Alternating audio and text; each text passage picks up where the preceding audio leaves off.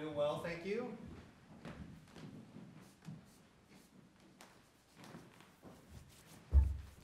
Well, thank you all very much for joining us here this afternoon to get an update with regard to the state's response to slowing the spread of coronavirus in the state of Nebraska.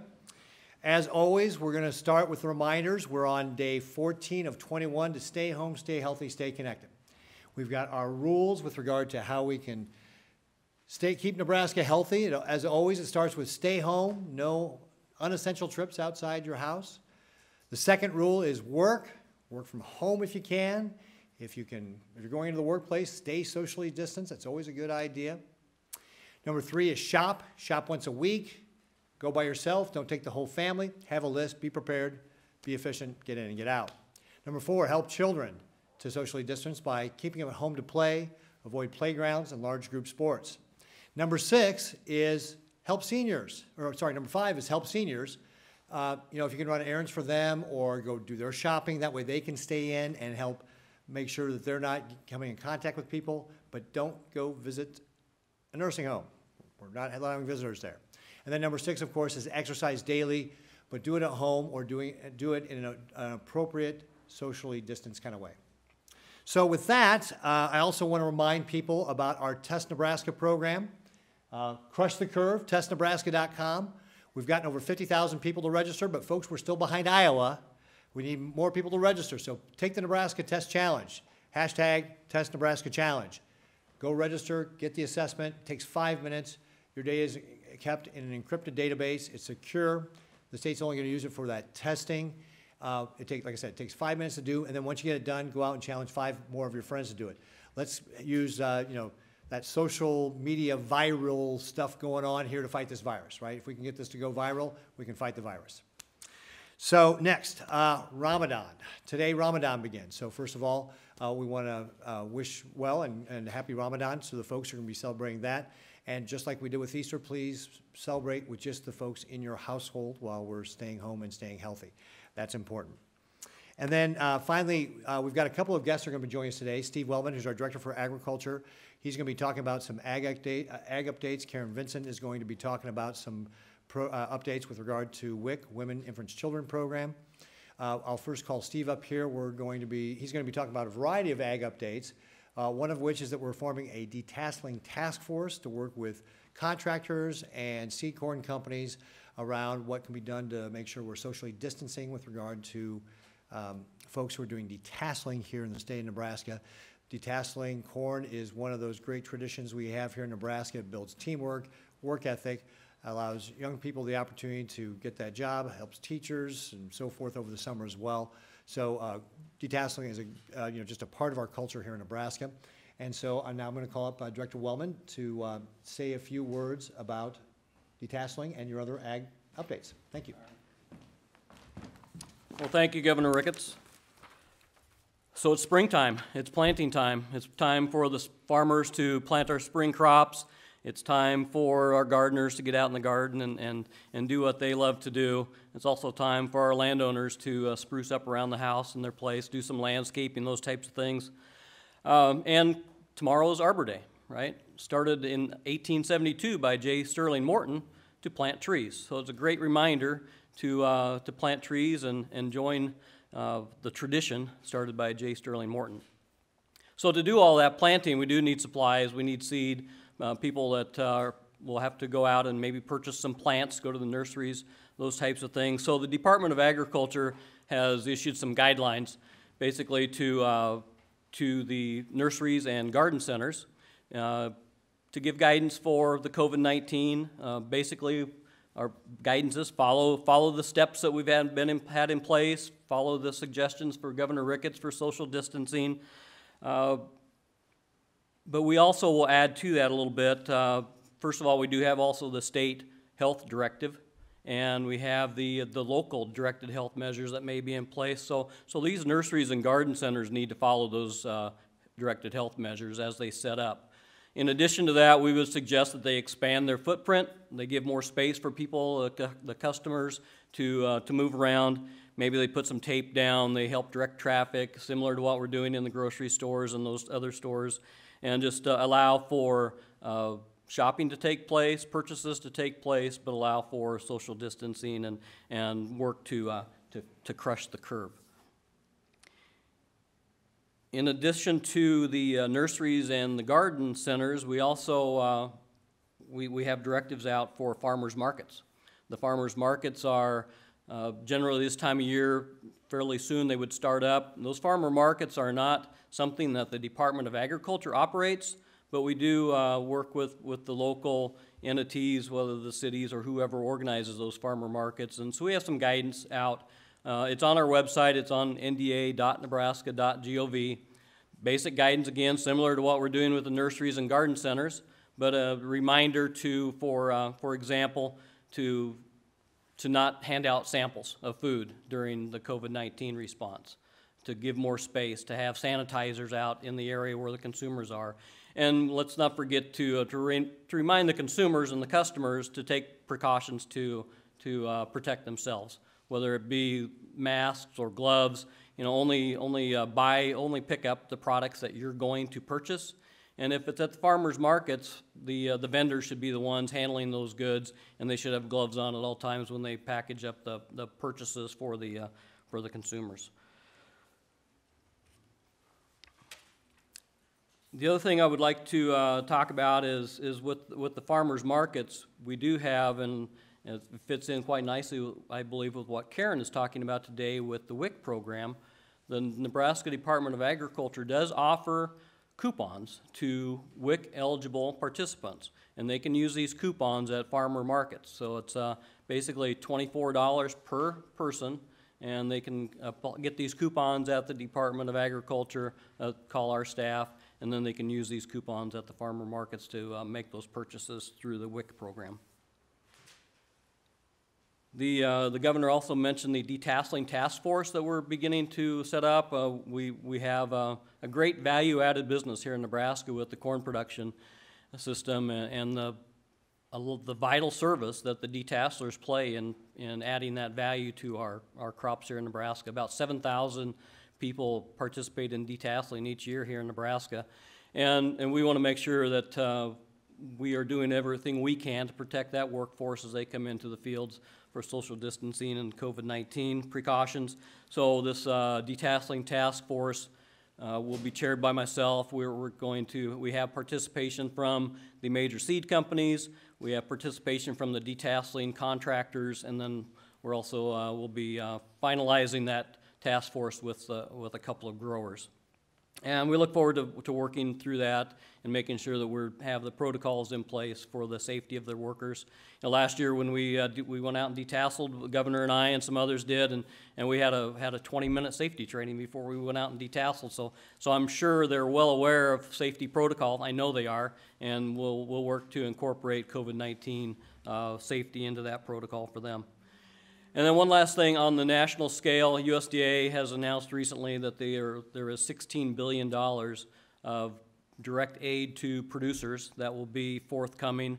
The details of those programs are still being developed.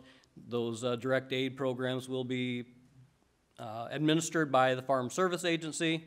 And then there's also a $3 million program for food purchases, and that will go through. $3 billion, excuse me.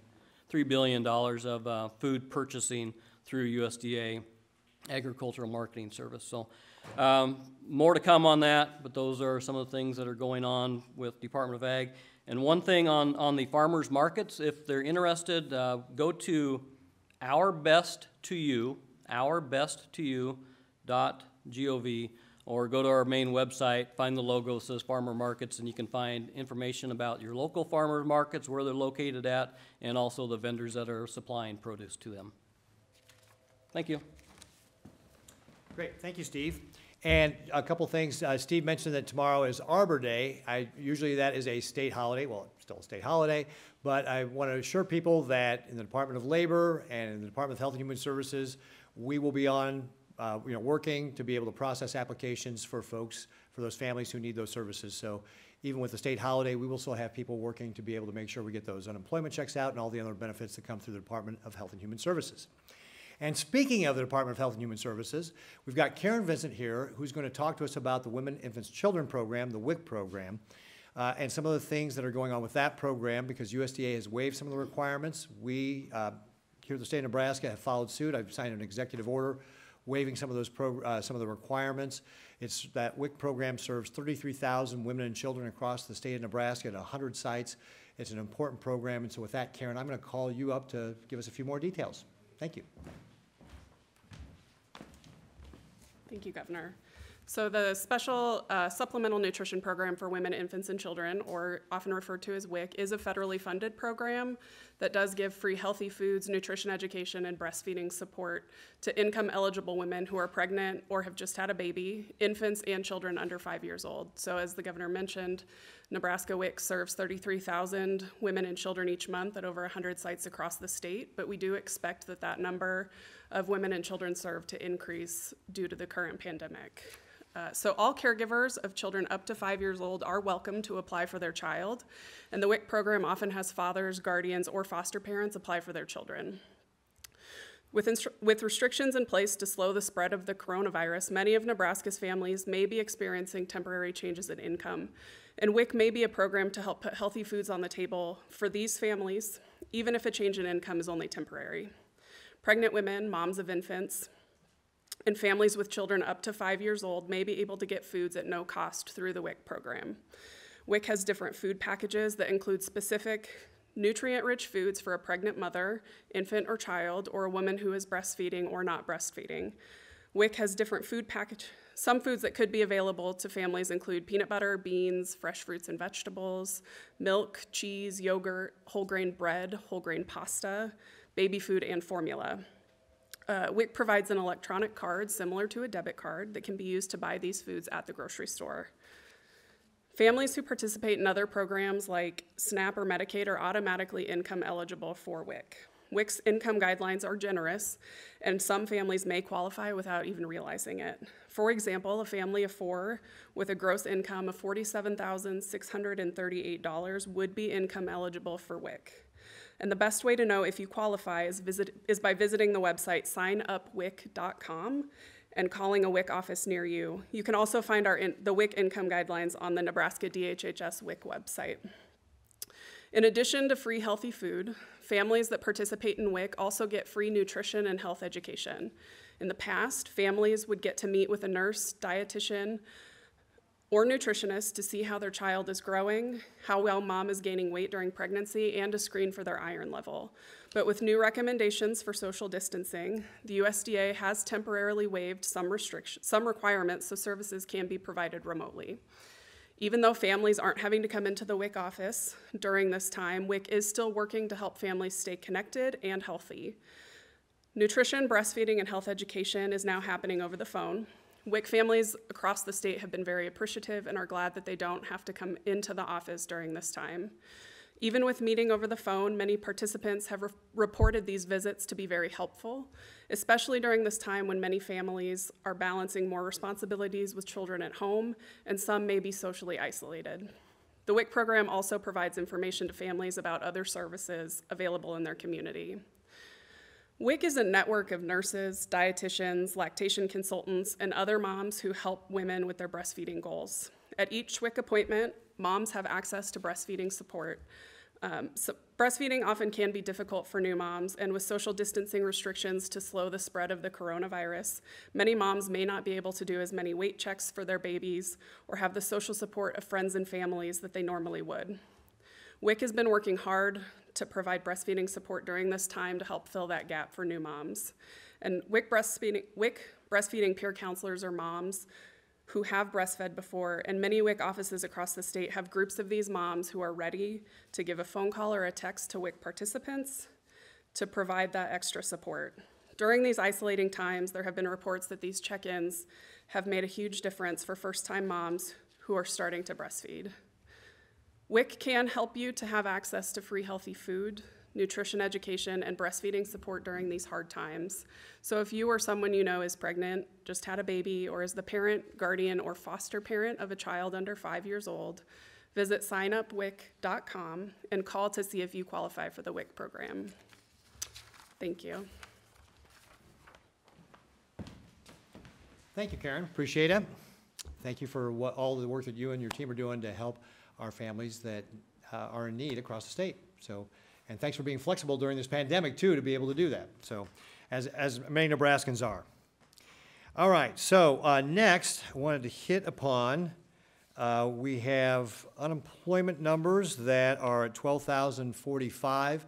So that is down from the 16,000 the previous week, and certainly down from the high where we had at 24,000, but still very, very high would be, if you're talking about like the 12,000 we had this week, that'd still be three times more than our previous record before we had the pandemic. So still at a high rate of people signing up for those unemployment benefits. Also, with regard to traffic, the Department of Transportation has relayed some of its traffic, and again, we continue to see Nebraskans following social distancing guidelines and making progress on slowing down their mobility and traveling around. Overall, across the state, traffic is down from what it was last week at minus 28%, down 28%, to now this week, down 35%. If you look at Omaha streets, for example, they were down 32% last week. Now they're down 38%. Lincoln was down 31%. Now they're down 37%. So again, Nebraskans are continuing to stay home, stay healthy, stay connected. That's awesome. We'd love to see that. We want to see that continue. So thank you very much to all the Nebraskans who are working to slow the spread of virus here in our state. And then, let's see, we got scheduled for the week. Obviously, we'll have the briefing in English here tomorrow, 2 p.m. Central Time, our regular time. Tonight at 5 o'clock, we will do our Spanish press briefing, or in Spanish language. And then tonight, also on NET, I'll be on from 8:30 to 9:30 with Danette Smith, our CEO for the Department of Health and Human Services, as well as Dr. James Linder from UNMC and Nebraska Medicine. Okay, so I think that catches us up on all of our agenda. I will now go to our questions that have been sent in. Andrew Mims sends in a question. A listener is now on day 36 since filing for unemployment. She continues to keep her claim up to date. However, she still hasn't received any money. Others in her office are also still waiting. What is holding up some of the unemployment claims, and what should this listener do? One of the things that may be going on here is that we talked about the unemployment program and then the pandemic unemployment program. So without knowing the specific details, I can't say for certain on this. But if you did not qualify to get the pandemic unemployment, you had to first be rejected from the regular unemployment program. And the software to process the pandemic unemployment assistance just became operational today. So we just got that software up and running. So those processes are running now. So if you were previously applied and were not eligible under the previous unemployment program, we will be running the software now to be able to provide you with the pandemic unemployment program. So that may be one of the cases that's going on here as well.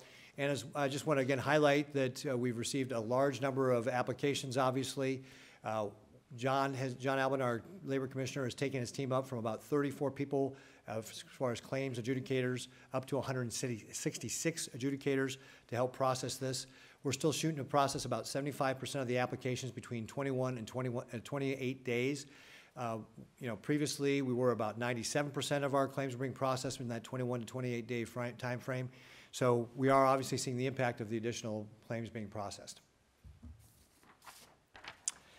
Matt Olberding from the Lincoln Journal-Star: in many Nebraska towns with meatpacking plants such as Lexington, Dakota City, Crete, Madison, it appeared that they may have avoided big outbreaks until expanded testing was done there.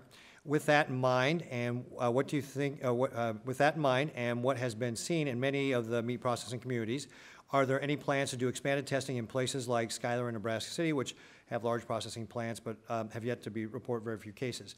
I think actually one of the things that we look at, again, this is the whole key for everything we're doing, is about hospitalization rates and making sure we keep those hospital facilities open.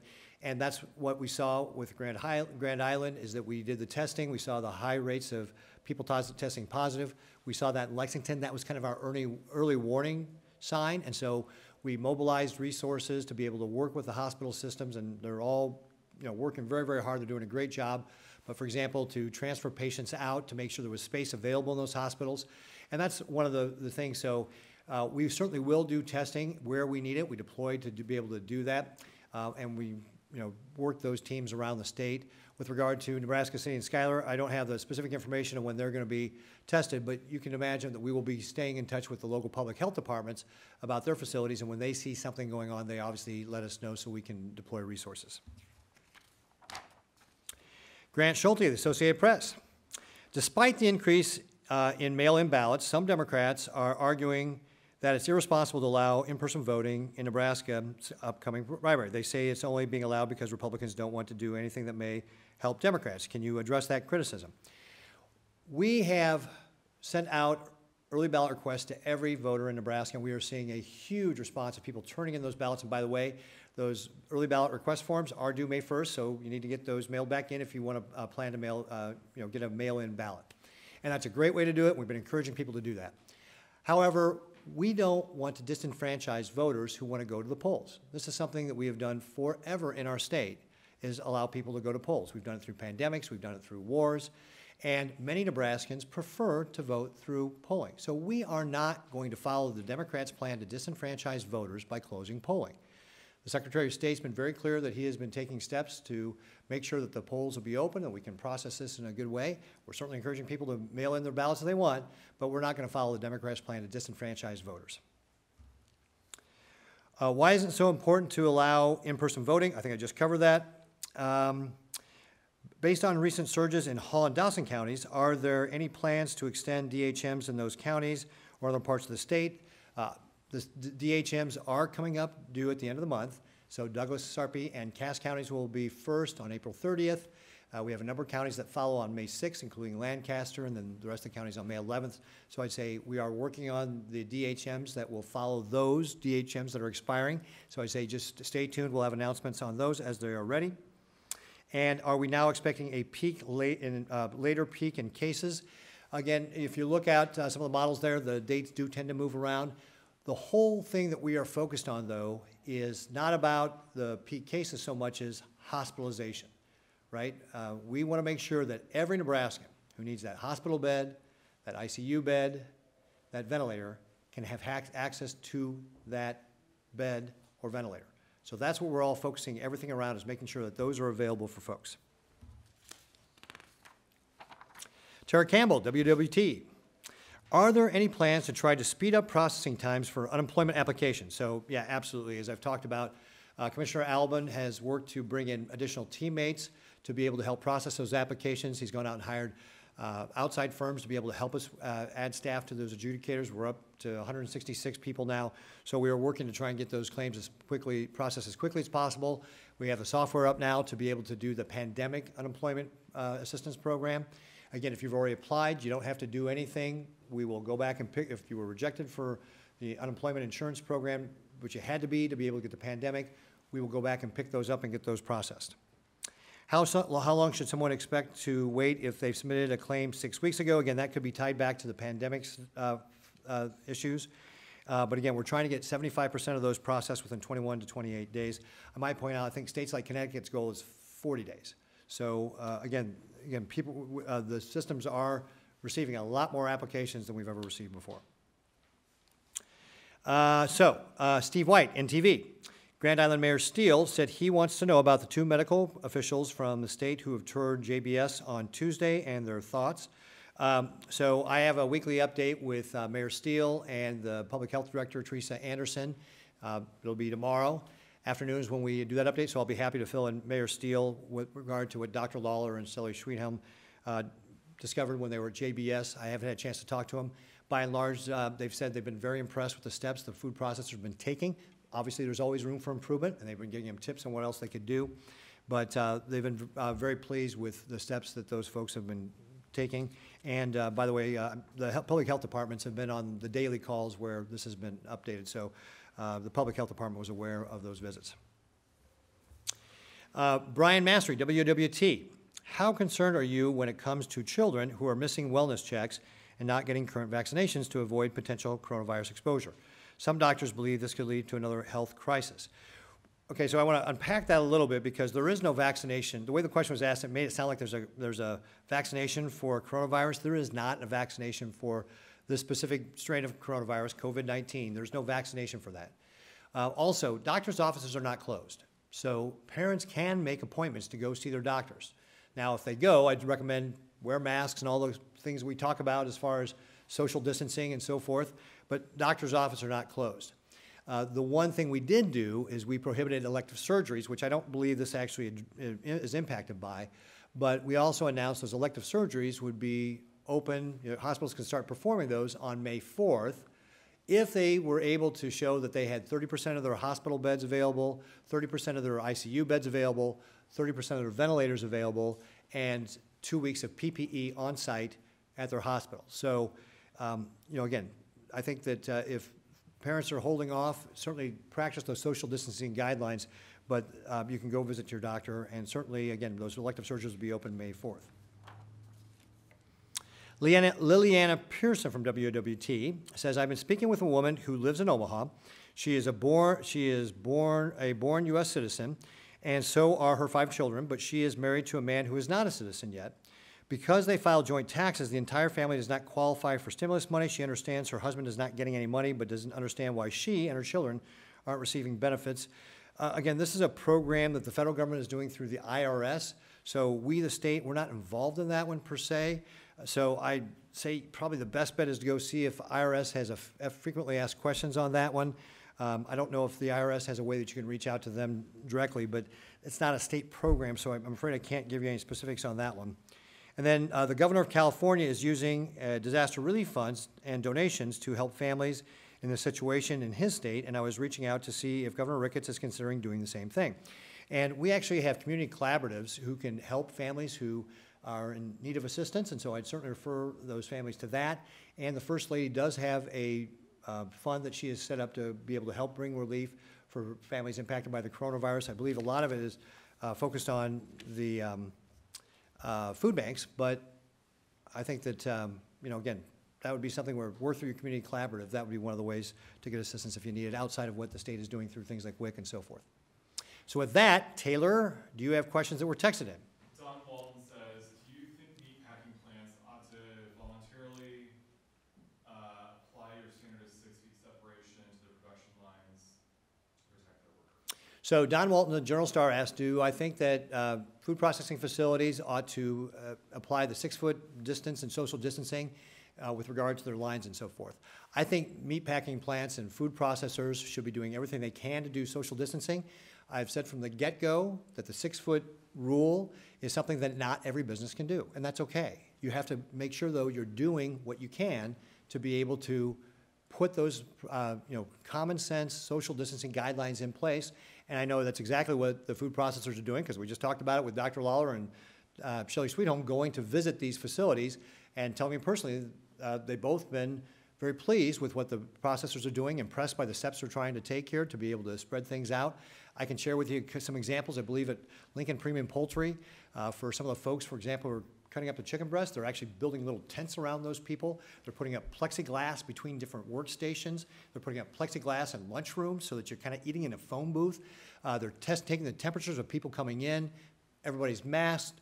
They're sanitizing surfaces frequently, fogging their locker rooms, and that sort of thing. So I know that they're all taking a lot of steps to be able to make sure that they're doing all they can to be able to prevent the spread of virus in their facilities, just like any business should be doing what you can to be able to make that happen. Yeah, Taylor. Alexandra with KTV wants to know if the tests from Nomi Health are FDA approved. Alexandria wants to know from KETV if the tests from Nomi Health are FDA approved. Yeah, this is not new technology here. This is the PCR machines. This is the polymerase chain reaction machine that is used to be able to detect the antigen. What it's detecting is the RNA. See, I'm using the right term, Dr. Antone, right? Which is what they're looking for from the virus so that they can detect whether or not the person has the virus. So this is the same type of technology that we're using in other labs and so forth. So yeah, it's not new technology, nothing experimental. Woody from KSCJ in Sioux City says that Dakota County has 133 new positives today, and he wants to know if these are all connected to Tyson Foods. So Woody from KSCG says there's 133 new positives in Dakota County today, And are they connected to one of the food processors? And, I think the thing to remember, folks, is this is a community issue. Now, what do we see in places where we see a lot of spread of the virus? Well, we see people concentrate together, and that's certainly true with our food processors where you have people together, but it can also be true in households if you have multiple generations of people living together or a lot of people living in a household. We see it in places like New York City, just in general, we've got a big city where lots of people are close together. And I think that we have to focus not only on just what the work sites are doing, but what's also going on at home. So that's why, for example, we're doing the Spanish press briefings on, that we did Tuesday, we're doing it Thursday, is to reach households where English is not the first language. We've got to do a better job of reaching out to those households.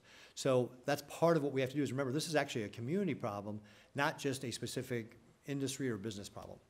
That's all I've got now. Okay, great. Yeah. About the unemployment benefits, Senator Sass is concerned that the federal supplement to the unemployment benefits are paying people more than what they normally make each week, and that is causing some people to not want to return to work. Do you think the payments should be capped at 100% of their normal income? So the question was, Senator Sass has said that he's concerned that because the pandemic payments with the extra $600 boost and so forth can be more what somebody would make in their regular job, and so that's discouraging people from going back to work. In Nebraska, if your employer calls you back to work and you refuse, you lose your benefits. So it really shouldn't be an issue here in Nebraska. Again, it's really that bump, that extra $600 is really recognizing that this is a unique emergency that we've got here in our country. We want to help families be able to get through that emergency, but it's also not supposed to be that discouragement for working. And so I'd just encourage everybody, if you actually are thinking that, gee, I'm just going to stay home and collect unemployment benefits because it's paying me more than my job was, if your employer calls you back, take that job. Because if you don't, you will lose your benefits. That's the way it works here in Nebraska. And to businesses, if you contact somebody and they refuse to come back to work, you let us know, because then we will make sure that that person doesn't get their benefits. In fact, somebody who we offered a job to at the Department of Labor told us they would rather stay home and collect unemployment benefits. And of course, that's the wrong person to tell that to, because we run this business, and so that person's not going to get their benefits because you cannot turn down the job opportunity. So I appreciate Senator Sass's concern, but here in Nebraska, I don't think it's going to be an issue because, again, if people choose to try and stay home and collect benefits, they're not going to be able to do that if they're offered a job. Yeah. The CARES Act passed 3 weeks ago. Why did it take so long for this new software to sort of be implemented and get up and running? Well, the question was, why has it taken 3 weeks to get the new software up and running? If anybody's ever developed software, you know that is record time. And I'm sure there's probably going to be some glitches with it because, normally it takes a lot longer to develop software and put it in place, especially when you've got a lot of people using it. So again, we can only act once we know legislation has actually been passed and signed by the president, because then it's finalized, and then we can design software systems for that specific piece of legislation. And frankly, John and his team in the Department of Labor did just yeoman's work to be able to get this up in as quick a time as they did. Yeah, Lee.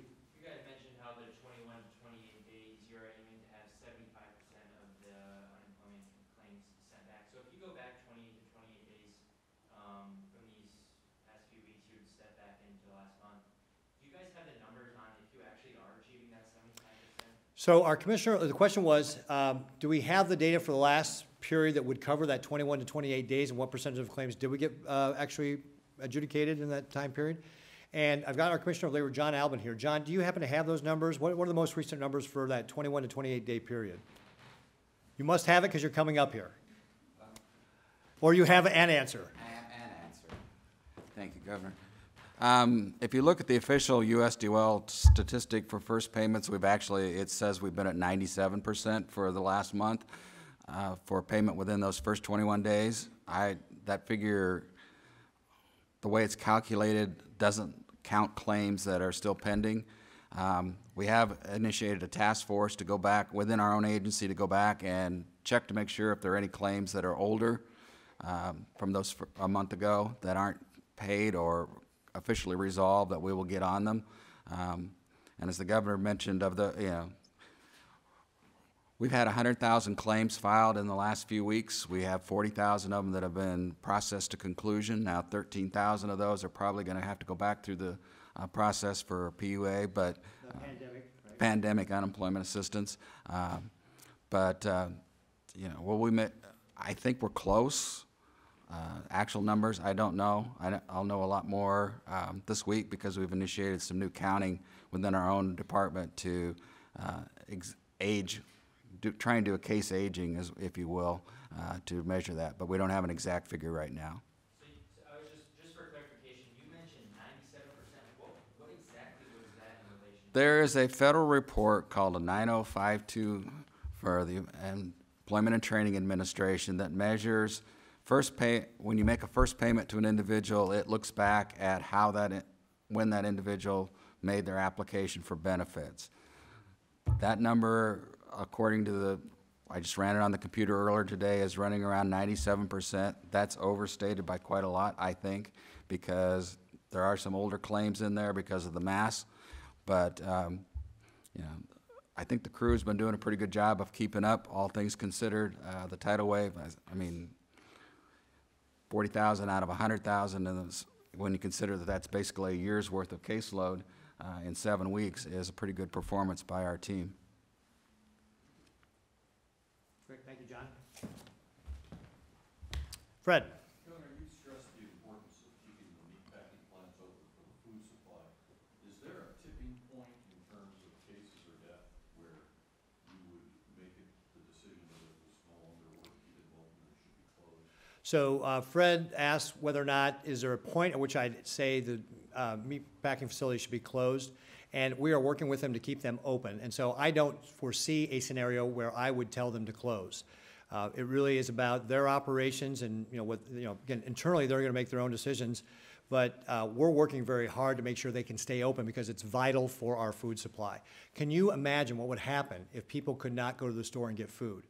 You want to talk about some of these protests that are going on right now? Think about think how mad people were when they couldn't get paper products.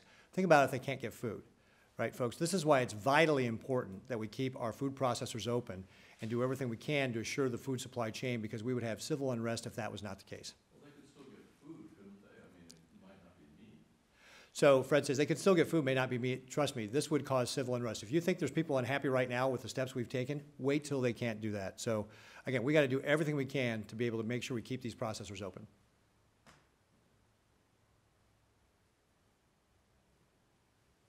Paul. So I just want to make it clear. So it's 13,000 pandemic claims that haven't gone out yet? They started processing this morning. So the question was, Paul was asking $13 pandemic unemployment assistance claims that are being processed today, and they started going out today. And the commissioner responded back and said, yes. Do you want to come up here, Commissioner? That way the people can see you and hear you on the microphone. When they might be received, we're looking at 21 to 28 days, that they can somehow prioritize. Repeat the question. The software. The question is, will it be 21 to 28 days for the 13,000 that we're going to run through the pandemic unemployment assistance program? And the answer is no. I mean, in theory, one could get paid yet today. I don't think that's probably going to occur, but this team's going to be working on it over the weekend to get those claims out. And we've worked out a process so we will make payments immediately. And if we have to go back and redetermine eligibility, we will do that. But if anyone is initially eligible at all, we will pay them the $174 plus the $600 federal pandemic unemployment. So we'll get $774 out to them as soon as they're eligible. And we're hoping to start paying those the first part of next week at the latest. Governor, maybe even Dr. Henry can answer this.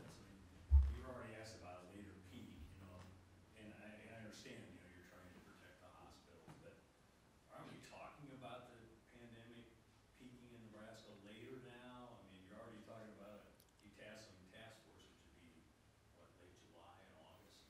Sure. So the question was, we're talking about the pandemic maybe peaking later on, and we're talking about doing a detasseling task force. So a couple things. One, we're going to be doing social distancing for a while, folks. I mean, until there is a way that we have a vaccination or something like that, we are not concerned about the spread of the virus, we're going to be doing social distancing. Now, That's why we want to start taking steps now to kind of start planning what would that be like for our detasselers, as an example. Dr. Kahn will tell you that the models that are out there are not predictive. And in fact, he said that on NET when we had our show a 3 weeks ago. So and just specifically with regard to the IHME model, that model has moved around all over the place. So again, it's not a predictor. What is real, what is actual, is what's going on in our healthcare system. So we've actually got as I mentioned yesterday, or a couple days ago, we have a dashboard out there that shows what percentage of our hospital beds are available, what percentage of our ICU beds available, what percentage of our ventilators are available. You know, for example, let's just take Omaha. 38% of the hospital beds are available, 44% of the ICU beds are available, and 75% of the ventilators are available. So that's our major metropolitan area, and we have lots of capacity there right now. In fact, of those ventilators, we actually had 106 people on ventilators yesterday, and now only 89, and 16 of them are COVID. So you can see coronavirus is really, I mean, again, that's why we're focused on what we can see and what is real, not on what somebody's modeled is that, as Dr. Kahn said, is not even predictive. But the numbers are rising, you know, and this week you've seen it rise pretty dramatically, and you said the peak would be in late April or mid-May. Are you still sticking with that? So, yeah, so again, the models show, and this is why we say the models are showing that it was going to be late April or you know, early May or something like that. But again, okay, so let's go back and look at the data, because I think Henry Cordes did his own article that showed that really a lot of the rise in our cases are really focused in some areas like Hall County or Dawson County, Dakota County, Madison County. So again, they're in places where we have big concentrations of, you know, people who are concentrated close together for whatever reason, whether it's living conditions or workplace or whatever. So again, we have to manage those, absolutely. We deploy resources to manage that. So, but again, and in all those areas, we've managed it so that we have not overwhelmed the healthcare system. And Hall County is a great example of how CHI has worked really hard. They've transferred patients out. They've brought staff in. So we're managing the healthcare system. So the answer is you don't know? Well, the answer with regard to the peak is it really doesn't matter so much as what happens with regard to our hospital system. At the end of the day, what we know and what we care about is making sure that every Nebraskan, if they need a hospital beds, got one available. If they need an ICU bed, they got it available. If they need a ventilator, it's available. The rank and file Nebraska wants to know, geez, are we getting toward the end of this? Are we at where you thought we were going to be as far as the number of cases, or have we? The question was, are we at where we thought we would be? I would say that we've done very well here in Nebraska. We've flattened the curve. We have not overwhelmed the healthcare system. And that's what we continue to manage. Continue to manage it to be able to do that. When we have situations where, like in Hall County or Dawson County, where we have greater need, we're going to deploy resources there. That's how we're going to make sure we don't overwhelm the healthcare system there. And that's one of the reasons why I tell people we're going to be doing social distancing for a while. Now, as we look forward to May, we're going to look at loosening some of those restrictions, but we're going to do it a step at a time. We're not going to do it all at once. And so, yeah, we're going to be doing social distancing for a while. The real focus is going to be, what are we doing to the healthcare system? A question for Rob McCartney. He says that he has some viewers that are waiting for unemployment and they have bills that are past due, that you had asked landlords to hold off on collecting rent. Are there other businesses that would do the same? So Rob McCartney's question is saying, hey, he's got listeners or viewers who are waiting for their unemployment check. They got bills due. We've asked landlords to hold off. Are there other businesses that could do the same? And I would say that, yeah, you know, yes. If you've got a business, well, I know, for example, utilities are not cutting off, by and large, there may be somebody out there who's doing, but by and large, most of the utilities in this state are not cutting people off because they can't pay. Now, you still owe the money. You have to pay at a later date, but they're not cutting anybody off because of those utilities. So that's an example of another business that's taking that step. And I would encourage all businesses, if you know somebody who has been impacted by the coronavirus, you know, use your good judgment and common sense about how you want to treat that person. Remember, we're all going to get through this, and you're going to want that customer back at some point. So do the right thing now. Yeah? Should have an update on the total amount of patients transferred out of CHI on Grand Island. Dr. Antone, can you give us an update on the total number of patients transferred out of CHI Grand Island and just bring us up to date where they are?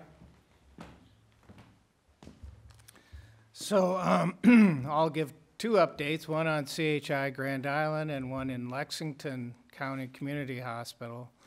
So I'm in daily communication with the CMOs of both hospitals, CEOs of both hospitals. For Grand Island, things are really stabilizing out now. They did not have any transfers out of Grand Island St. Francis Hospital yesterday. And they still maintain about 12, 13 patients in their 16-bed ICU. So it's a good situation happening in St. Francis. Things really under control. Of course, that was because they had the cooperation of all the other hospitals in the CHI system, as well as throughout the state of Nebraska. So CHI St. Francis seems to be doing very well right now. Lexington is Dawson County, and they've had an increase in their visits to the emergency room over the last several days. And yesterday, for instance, they did have to transfer 5 patients out. Yesterday, they were transferred to the North Platte Great Plains Hospital. Again, great cooperation. They were all done by ground transport. They've also had some transfers to Good Sam Hospital in Kearney, and those hospitals are doing fine. We have ground transport and air transport available for Lexington, should that be necessary.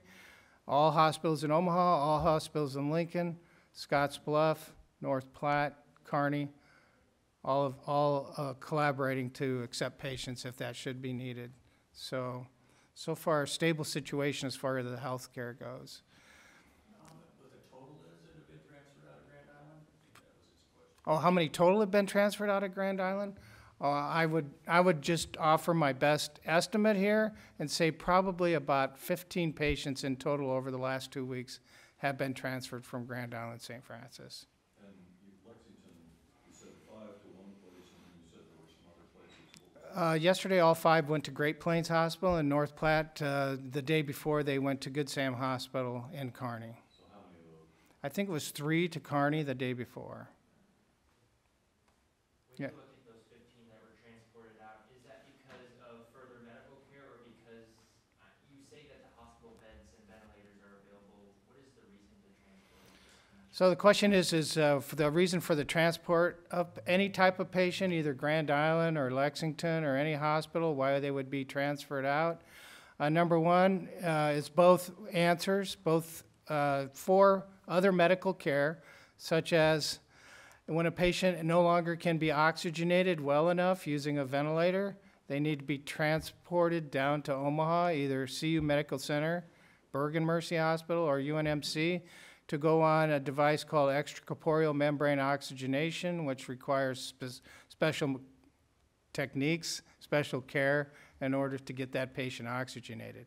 For instance, the first patient that we had in Nebraska actually needed to go on extracorporeal membrane oxygenation, and she's doing well now. So that's the reason. One of the reasons is for further care like that, or I think a couple other patients were like immunocompromised patients from transplant surgery or something, so they went down to UNMC. But sometimes it's due to just making sure that they're maintaining their level of care at that hospital so they don't overwhelm their ICU staff like at Good St. Francis and Grand Island. They like to maintain around 13, 14 patients in their ICU, and then when it gets to that capacity, then they'll transfer out. Time for a couple more questions. 2 more questions. Yeah, go ahead, Paul, sorry. Yep, you, sorry. I thought there was a question back, but it was just somebody scratching their head. You're not supposed to be touching your eyes back there, you know that? Not supposed to be touching your face. So I got a couple questions. Caught ya. Good order. A couple questions about Test Nebraska, concerns, I guess. One is that, will these results be shared with the state's existing database on testing? So the question was, will the data be shared with the state's existing database on testing? So what we're going to do is we have the separate database, again, it's encrypted, your personal data is going to be all kept there. If somebody tests positive, then we'll we'll give the person the results back of their test, but if they test positive, we will work with the local public health department to begin the contact tracing, and so the information will get entered into our normal systems through that contact tracing program. And I've not been able to find this, but apparently somewhere on the website it says that the data in aggregate is sellable or shareable. The question was, on the website, it says somewhere the data is sellable in aggregate or sellable. I don't believe that's accurate, but we can run that down and make sure. Because my understanding is, again, we just had the executives here a couple days ago, right? They all said it wasn't going to be sold. Yeah, yeah. Last question. Yeah, please. In regards to the test in Nebraska, what is the, I mean, you say you want this to go viral and you want it to, you know, really just start kicking off, so to speak. Do you have a target of realistically how many you expect and or want to take it, and then the tests that you do predict to come from it? Yeah, so the question was, we want this to go viral, we want people to take it. At this point, we've purchased 540,000 tests, so that's what we want to get done, you know, this year. And obviously, if we have more demand than that, we can work on buying more tests. But that's why, you know, if you're looking right now at, say, 50,000 people, that's only 10% of our capacity to be able to do. So we want to get that ramped up way more. We want Nebraskans to get the assessment.